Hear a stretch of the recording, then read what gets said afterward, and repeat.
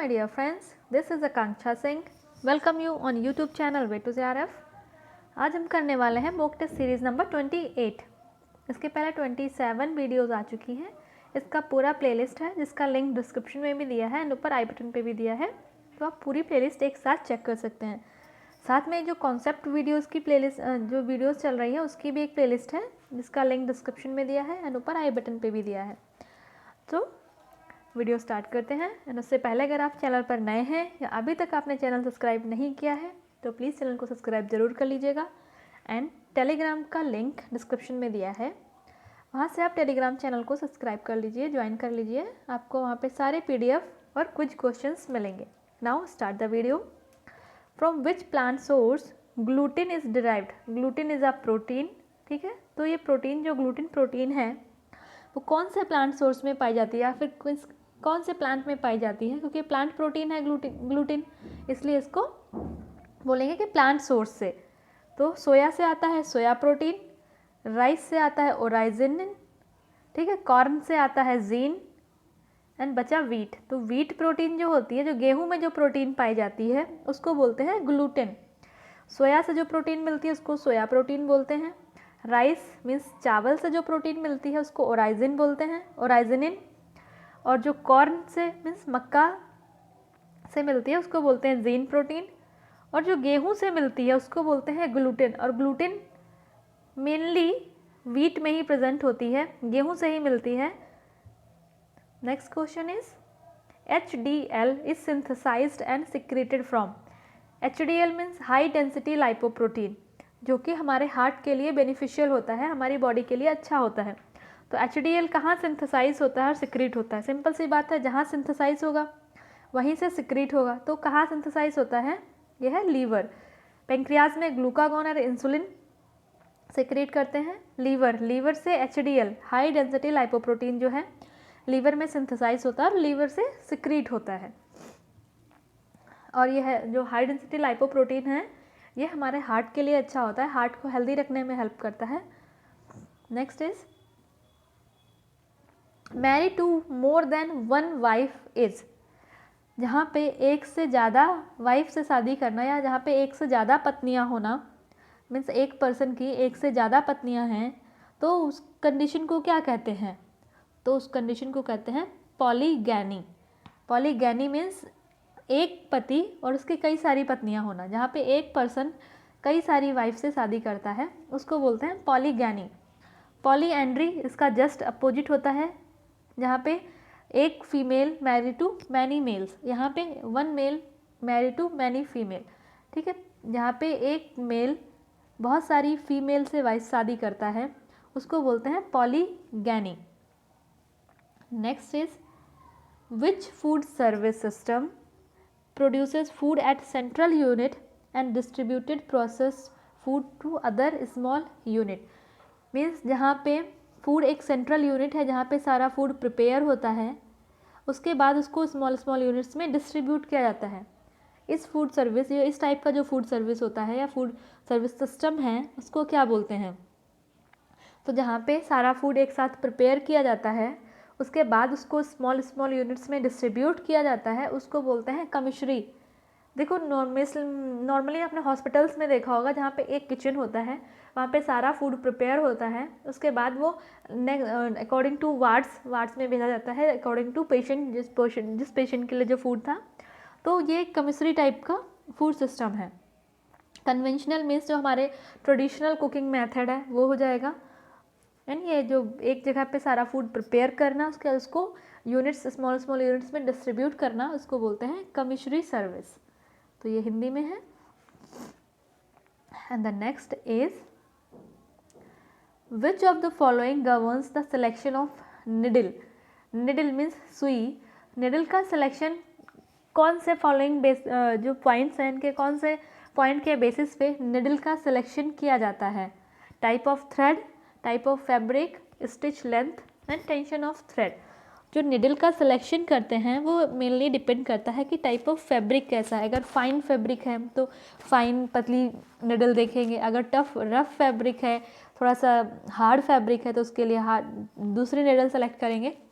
तो निडल का जो सिलेक्शन है वो मेनली बेस होता है कि फैब्रिक का टाइप क्या है, किस टाइप का फैब्रिक है, कैसा फैब्रिक है, फैब्रिक के अकॉर्डिंग निडल का सिलेक्शन किया जाता है। Next is which of the following is not a design repeat. कौन सा फॉलोइंग टर्म है जिसमें डिज़ाइन जो है वो रिपीट नहीं होती है। देखो लास्ट वीडियो में हमने डिस्कस किए थे प्रिंसिपल्स ऑफ डिज़ाइन, उसमें दिया था कि एक प्रिंसिपल है जिसमें डिज़ाइन रिपीट होती है, तो आपको बताना है वो कौन सा प्रिंसिपल है जिसमें डिज़ाइन रिपीट होती है। जब डिज़ाइन रिपीट होती है तब एक प्रिंसिपल होता है, वो कौन सा प्रिंसिपल है। और यहाँ पे हम बता रहे हैं कौन सा फॉलोइंग डिज़ाइन है जिसमें डिज़ाइन रिपीट नहीं होती है। तो रोटेटरी इज़ द डिज़ाइन जिसमें डिज़ाइन रिपीट नहीं होती। रोटेटरी मीन्स रोटेशन, इसमें रोटेशन होता है, इसमें रिपीट नहीं होते हैं। ड्रॉप में, मिरर में, सैटिन में डिज़ाइन रिपीट होता है। और जब डिज़ाइन रिपीट होता है तब कौन सा प्रिंसिपल होता है, ये आपको कमेंट सेक्शन में आंसर करके बताना है। और हमने ये लास्ट वीडियो जो प्रिंसिपल्स ऑफ डिज़ाइन किया था उसमें हमने डिस्कस किया है जब डिज़ाइन रिपीट होती है तब कौन सा प्रिंसिपल होता है, तो आपको ये बताना है। Next question is the term therbligs was given by. जो टर्म है ये थ्रिबलिंग्स, ये किसने दिया था। ये एक वर्क सिंप्लीफिकेशन का मेथड है, मीन्स प्रोसेस है, उसमें ये टर्म दिया गया था। तो ये टर्म दिया था गिलबर्थ ने।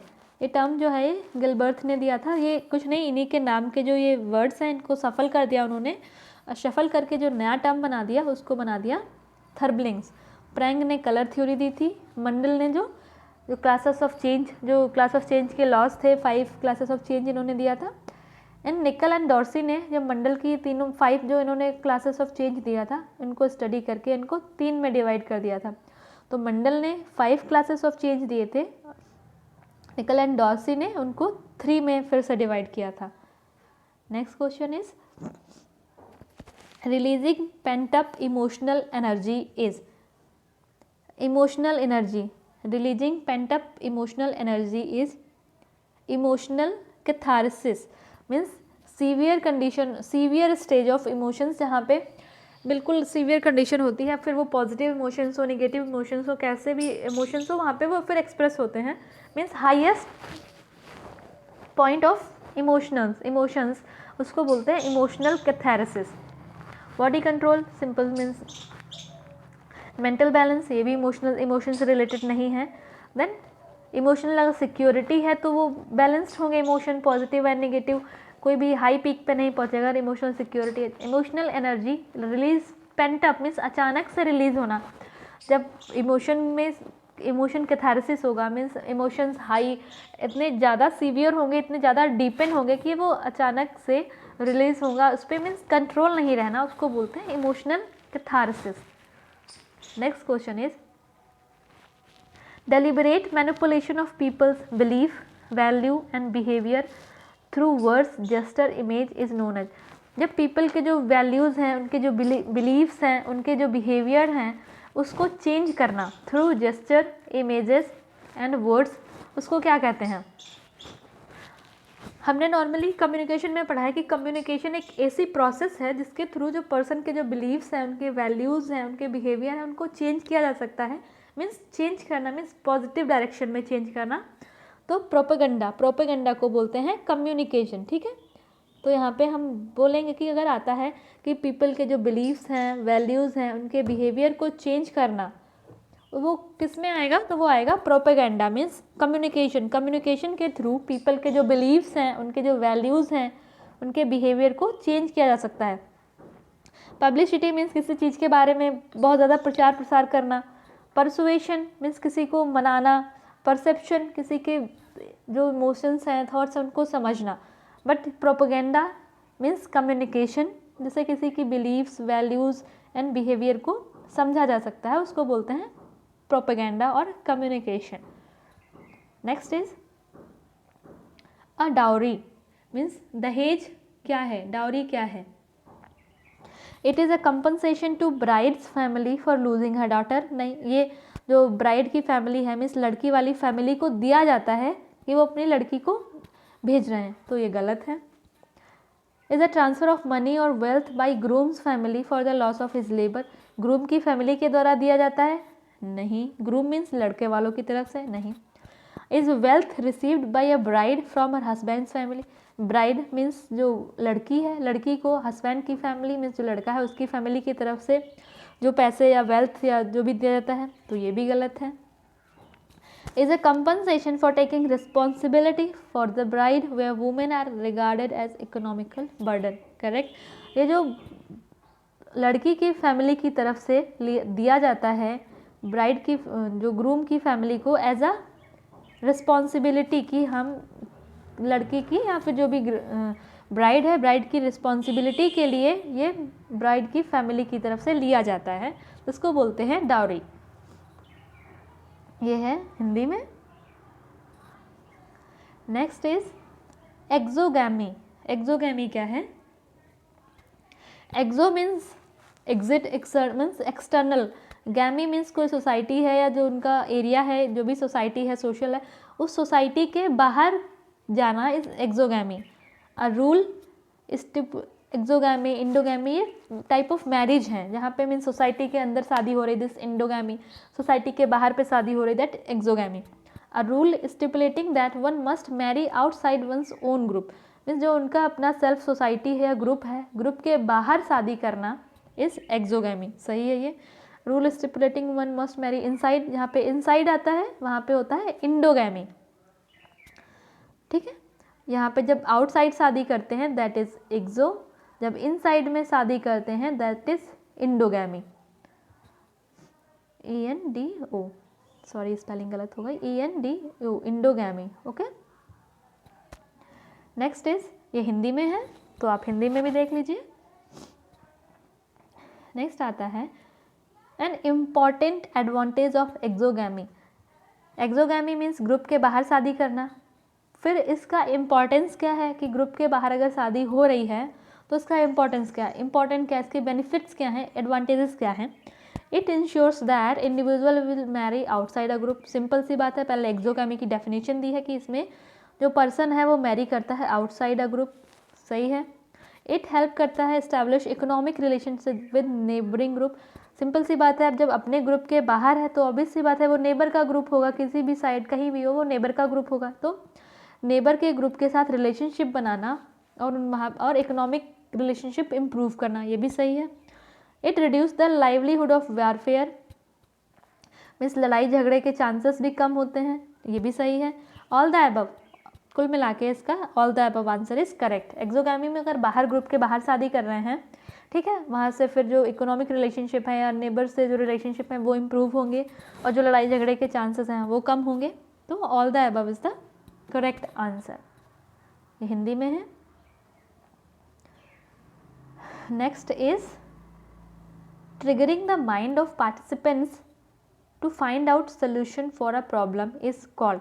अगर कोई प्रॉब्लम है उसके मल्टीपल सोल्यूशंस फाइंड आउट करना है, उसके बारे में उसकी जो प्रॉब्लम के रूट कॉजेज और उसके जो सॉल्यूशन है उनको फाइंड आउट करना है, तो कौन सी इसमें मेथड है जो सबसे ज़्यादा बेस्ट होगा पार्टिसिपेंट्स के लिए। सो जो करेक्ट आंसर है वो है ब्रेन स्टॉर्मिंग। ब्रेन स्टॉर्मिंग में किसी भी प्रॉब्लम्स पे जितने ज़्यादा पॉसिबल आइडियाज़ होते हैं या सोल्यूशंस होते हैं उनको फाइंड आउट करने की कोशिश करते हैं। ब्रेन स्टॉर्मिंग, इसमें मेंटल एक्टिविटी मीन्स जब मेंटली प्रेशर और मेंटली जो पर्सन है वो ज़्यादा एक्टिव रहता है। फिर आता है कोलोकियम एंड सिम्पोजियम, ये दोनों एक फॉर्म ऑफ ग्रुप डिस्कशन है। कोलोकियम मीन्स एक एकेडमिक, इसमें कोलोकियम में एकेडमिक टॉपिक्स होते हैं, एकेडमिक या एकेडमिक से रिलेटेड जो टॉपिक हैं उस पर डिस्कशन होता है।